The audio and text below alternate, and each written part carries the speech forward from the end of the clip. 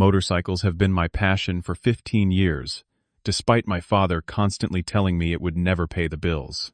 While my family believed I was wasting my life on a pointless hobby, I quietly built a restoration business they knew nothing about.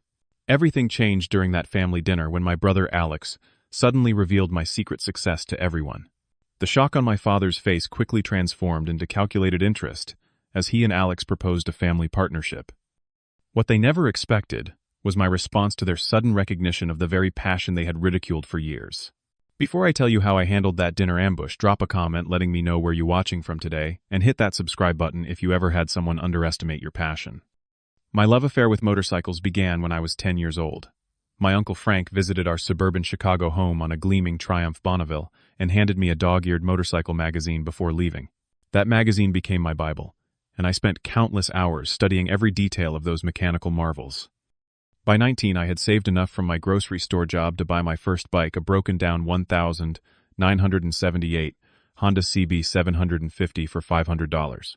It barely ran, had mismatched parts, and looked nothing like the pristine machines in my magazines. But to me it was perfect. My father, James Wright, never understood.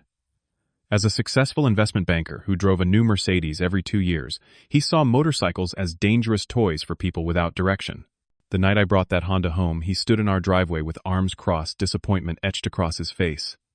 "You are wasting your potential on this junk, Milton," he said, walking back inside without even looking at what I had bought. "Your little hobby will not pay any bills." My mother, Diana, would offer sympathetic smiles but never contradicted my father. She was kind but passive, always deferring to his judgment on what success should look like. Then there was my brother Alex, 2 years younger but seemingly decades ahead in our father's estimation. Alex was the golden child who followed the approved path, majoring in finance and securing an internship at our father's firm during his sophomore year of college. While studying mechanical engineering at Northwestern, I spent every free moment in a rented storage unit restoring that Honda. I learned by making mistakes, watching online tutorials, and befriending the crusty owner of a local motorcycle shop who took pity on my ignorance. 9 months later, that rusted Honda had been transformed. The engine purred, the chrome gleamed, and the custom blue paint job turned heads. When a collector offered me $4,300 for it, I was stunned. I had just made $3,800 in profit. That was the moment everything changed for me. I immediately bought 2 more neglected bikes and started again. By senior year, I was restoring and selling a motorcycle every 6 weeks while maintaining decent grades. But the more time I spent with engines and metal, the clearer it became that I was forcing myself through classes that led toward a future I did not want. The decision to drop out with just 1 semester left came after a sleepless night. My father's reaction was nuclear. "You are throwing your life away," he roared during a family dinner I foolishly hoped might be supportive, "over some ridiculous hobby that will leave you broke and dependent on us." I moved out that night into a tiny apartment in a questionable neighborhood. My possessions consisted of tools, motorcycle parts, and a mattress on the floor. That first year was brutal. I ate ramen noodles for weeks straight, worked 16-hour days, and worried constantly about making rent. Slowly things improved. I built a social media presence, showcasing my restorations, emphasizing the stories behind each bike. People responded to my passion, and orders started coming in. The turning point arrived when a Chicago Bears linebacker messaged me after seeing my Instagram post of a restored 1969 Triumph Bonneville. He not only purchased that bike, but commissioned 2 more custom builds at premium prices. As business grew, I made a conscious decision to keep my success private from my family. They had made their opinions clear, and their approval no longer motivated me. During our infrequent interactions, I allowed them to believe I was barely surviving, living on the edge of financial disaster. A Thanksgiving dinner 2 years ago cemented this decision. My father raised his glass in a toast to Alex's promotion, a real achievement, unlike tinkering with old bikes. Everyone laughed, except my mother, who glanced at me apologetically. I smiled tightly, excused myself early, and drove home in my beat-up truck, passing the warehouse I had secretly purchased a month earlier with cash. Wright Vintage Motors grew beyond anything I had imagined. By my 28th birthday, annual revenue exceeded 6 figures, and I employed 2 skilled mechanics who shared my passion for restoration. The waiting list for custom builds stretched to 8 months. I rented an industrial workspace in an up-and-coming district and invested in specialized equipment that allowed us to fabricate custom parts in-house. My restoration philosophy focused on honoring each bike's history, while incorporating modern reliability, attracted a devoted following. Our breakthrough came when Motorcycle Heritage magazine featured my restoration of an ultra-rare 1952 Vincent Black Shadow on their cover. The phone did not stop ringing for weeks.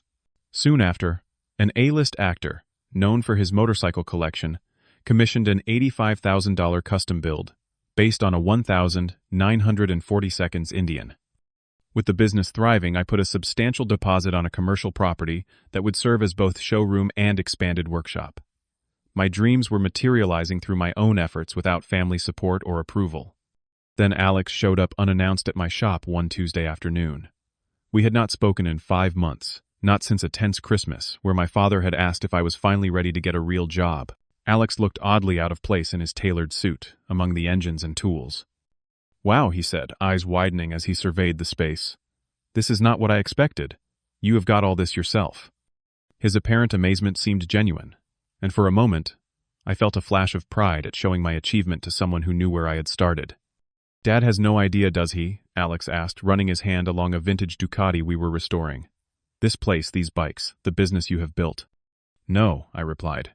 He made his opinions clear years ago. Nothing I do with motorcycles will ever qualify as legitimate success in his eyes.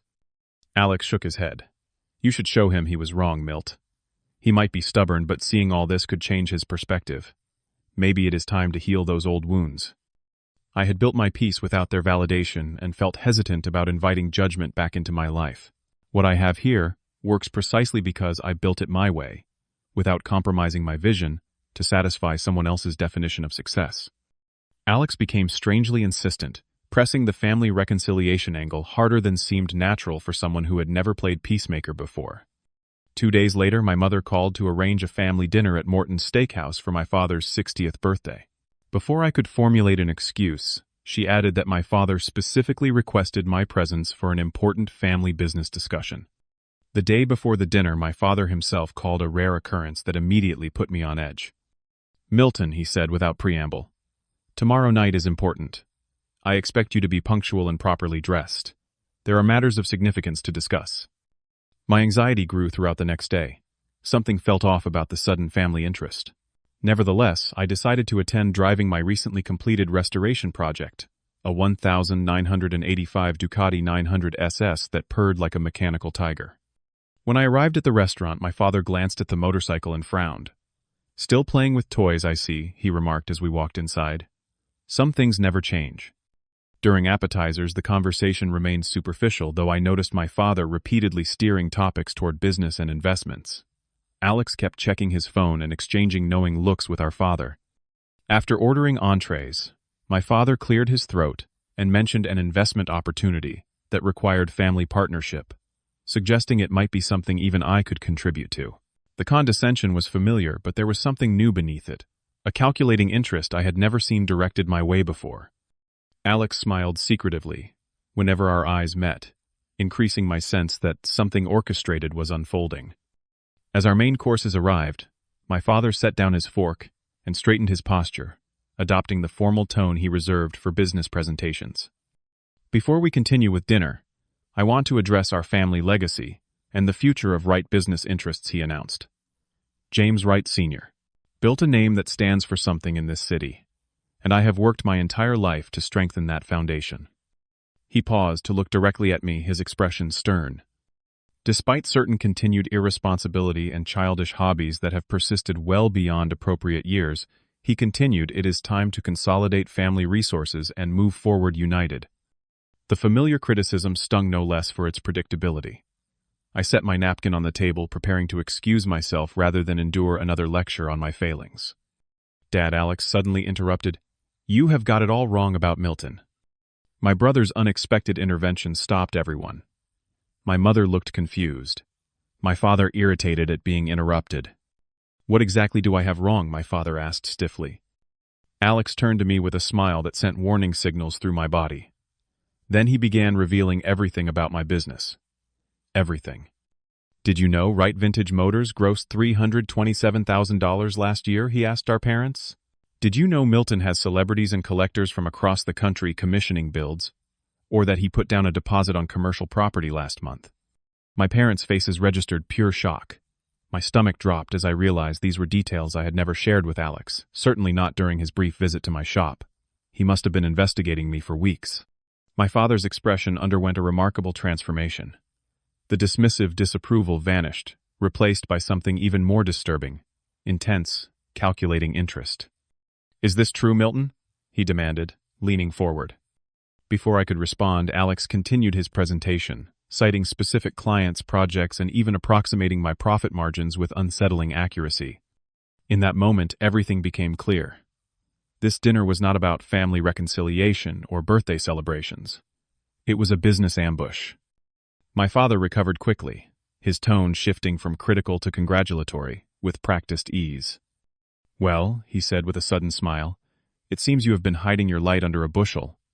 Motorcycles are still a niche market, but clearly you have found your clientele." Then came the proposal.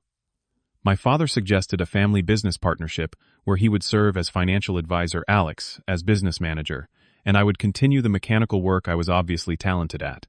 The partnership would provide capital for rapid expansion with profits distributed according to contribution and risk. The entire scenario had been choreographed. Alex had gathered intelligence during his shop visit, and they had prepared their approach based on his findings. My father even produced partnership documents already drafted and ready for signatures.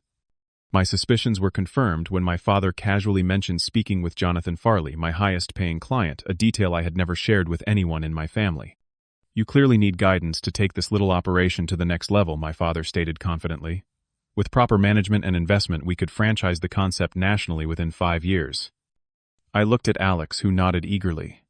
"I told you showing Dad would change everything," he said. The betrayal was complete.